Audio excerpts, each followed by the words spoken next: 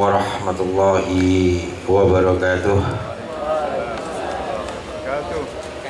Alhamdulillah, la haula wa la quwwata illa billah.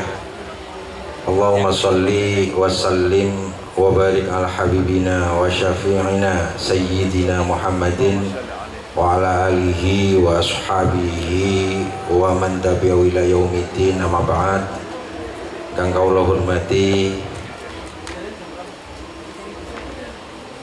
dan kawula taati Ibu Nyai Munjidah Wahab. Insya Allah hanya istirahat sebentar kan gitu ya. Yang saya hormati Bapak Kiai Haji Munib Husnan, pun sering kepanggih ya. Yang saya hormati dari Kisbangpol atau yang mewakili, dan Bapak teman lama, teman seperjuangan lami kula kali Ustaz Faizun iki. Dan kalau dulu MAPK kepala sekolah, sekarang MAWH. Dan insya Allah saya juga sempat ngajar, masih sudah bernama MAWH di gedung barat sana. Alhamdulillah, puji syukur. Tidak lupa adik-adik ini semua dari utusan organisasi dan siswa yang berbahagia. Alhamdulillah, puji syukur kehadirat Allah Subhanahu wa Ta'ala pada pagi hari ini. Meskipun suasana agak panas, tapi insya Allah panas ini panas sehat, karena manusia harus mengeluarkan keringat. Kita alhamdulillah berterima kasih pada Allah karena dihadirkan Allah di tempat dan tujuan yang pasti membawa berkah. Sholawat serta salam tansah binaringan pada junjungan kita Nabi besar Muhammad Sallallahu Alaihi Wasallam, hamba yang diutus Allah dan memberi teladan, dan sungguh telah memberi teladan. Ya, pada piagam Madinah sudah sangat jelas. Di situ ada pluralisme, di situ ada toleransi semua orang yang beragama dilindungi oleh Rasulullah Muhammad Sallallahu Alaihi Wasallam. Dan mudah-mudahan hari ini, kegiatan ini betul-betul bisa mewujudkan toleransi di Indonesia, sehingga Indonesia damai. Dan ketika damai, pasti pembangunan akan berjalan baik. Saya belum pernah membaca dalam sebuah sejarah bangsa bisa membangun peradaban di mana di dalamnya tidak ada persatuan dan kesatuan. Tapi saya juga melihat sejarah di mana suatu bangsa itu dilanda pertikaian yang tiada henti, maka pada akhirnya adalah kehancuran dan kesengsaraan bagi masyarakat suatu bangsa tersebut. Dan hari ini mudah-mudahan bagian daripada Indonesia akan dijaga oleh Allah selamanya menjadi baldatun thayyibatun warobun wafur, bangsa yang selalu bersatu, rukun, damai. Dan itu tidak bisa diwujudkan tanpa adanya toleransi keberagamaan. Saya akan menukil beberapa imam kita Ahlus Sunnah wal Jamaah. Pertama, Imam Malik. Saya teks Arabnya lupa, tapi insya Allah kitabnya masih ingat. Kitabnya adalah Aqidatuna yang ditulis oleh Prof. Jauharul Robi, profesor di Universitas Al-Azhar, dosen saya. Di situ disebutkan salah satu pendapat Imam Malik mengatakan jika ada 99 inan, kan gitu ya, untuk ada 99 kemungkinan memastikan bahwa dia adalah sudah berada pada kekafiran, tapi ada satu kemungkinan untuk kita bisa mengambil bahwa dia belum orang kafir, maka yang kita ambil adalah satu tersebut.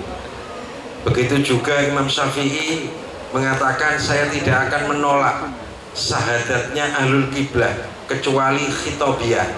Khitobiyah ini kelompok Syiah yang menyatakan bahwa dirinya pencetusnya itu adalah Tuhan. Kemudian juga Ahmad Ibnu Kambal juga menyatakan hal yang sama, dan Imam Ghazali juga menyatakan hal yang sama. Kesalahan menghakimi seseorang kafir itu lebih berat daripada kita membiarkan 1000 orang yang jelas-jelas kafir. Artinya apa? Kita jangan mudah untuk menghakimi orang itu kafir atau sesat. Itu adalah imam-imam kita. Kemudian kita akan merujuk kepada Kementerian Agama. Ada paling tidak ada beberapa standar atau indikator atau pijakan yang kita jadikan bahwa orang itu tidak ekstrim. Dan perlu saya sampaikan, Ibu Bupati, kami Kementerian Agama sudah mendirikan kampung moderasi. Insya Allah sudah di launching. Kemarin karena instruksi dari pusat itu mendadak, niatnya kami mengundang Bu Nyai Munjidah, waktunya tidak memungkinkan, dan kami sudah koordinasi sama Mbak Desi juga. Tapi insya Allah Abah Muni Badir, dan kemarin dari pusat datang, termasuk ada undangan ke Bu Nyai Munjidah dan dihadiri oleh Pak Jumadi. Salah satu 5 kabupaten yang mendapat penghargaan untuk mendapat apresiasi adalah Kabupaten Jombang atas keberhasilan dalam meluncing kampung moderasi. Dan mudah-mudahan Jombang akan semakin damai. Jadi mas-mas, mbak-mbak, adik-adik semuanya, setidaknya ada 3 pilar yang bisa kita jadikan pijakan. Yang pertama, siapakah orang yang moderat itu dan siapakah orang yang ekstrim. Jadi orang yang moderat adalah orang yang menghargai kemanusiaan. Orang yang ekstrim adalah orang yang tidak menghargai kemanusiaan. Salah satu contoh begini, saat ketika kita sholat gitu, kemudian ada orang yang kecelakaan, itu berada di dekat kita, itu membutuhkan, dia harus diselamatkan, tapi kita tetap saja meneruskan sholat kita, maka ini adalah bagian daripada ekstrim di dalam beribadah. Sementara menyelamatkan nyawa adalah sesuatu yang wajib dan harus dijaga oleh seorang muslim, dan sholat bisa di waktunya. Itu adalah salah indikator. Atau dia menghalalkan darah sesama umat manusia dengan alasan sebuah keyakinan. Ini adalah termasuk diantaranya hal-hal yang melanggar prinsip kemanusiaan. Contohnya bom Bali, dan contohnya bom yang berada di mana saja yang mengatasnamakan akidah tetapi dia melanggar prinsip-prinsip kemanusiaan. Ini adalah kita bisa jadikan indikator itu yang ditetapkan oleh Kementerian Agama. Yang kedua adalah melanggar ketertiban umum. Dengan alasan kita sholat, kemudian kita berada di tengah jalan, katanya sholat di tengah jalan mengganggu ketertiban umum dengan alasan menjalankan ibadah. Ini adalah bagian daripada bentuk-bentuk ekstrim yang harus kita hindari. Dan yang ketiga adalah melanggar kesepakatan bersama. NKRI, Undang-Undang Dasar 1945, Pancasila adalah menjadi kesepakatan bersama. Dan siapa saja yang melanggar kesepakatan bersama ini dengan dalih agama adalah bagian daripada ekstremisme. Kami ucapkan terima kasih ya, atas nama Kementerian Agama mengucapkan terima kasih ya, MAWH menjadi bagian yang ikut menggerakkan, menguatkan program prioritas Kementerian Agama, yaitu penguatan moderasi beragama. Ini adalah bagian yang perlu kita ucapkan terima kasih, dan itu yang bisa saya sampaikan. Mudah-mudahan nanti Geria Moderasi Beragama bisa bekerja sama dengan tenaga-tenaga kami. Kami punya tenaga-tenaga banyak untuk bekerja sama dalam mengembangkan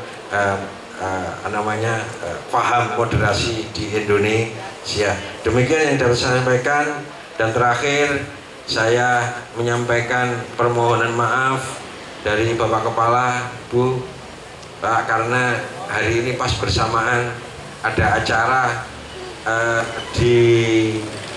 diletakkan di Manpat, misal Manpat yang dihadiri dari 11 kabupaten, sehingga Bapak Kepala tidak bisa hadir karena kepala-kepala kemenak dari 14 kabupaten juga ikut hadir, dan kemarin saya di Japri untuk menghadiri di sini. Demikian yang saya sampaikan, mudah-mudahan bermanfaat. Apabila ada kesalahan, mohon maaf yang sebesar-besarnya. Assalamualaikum warahmatullahi wabarakatuh.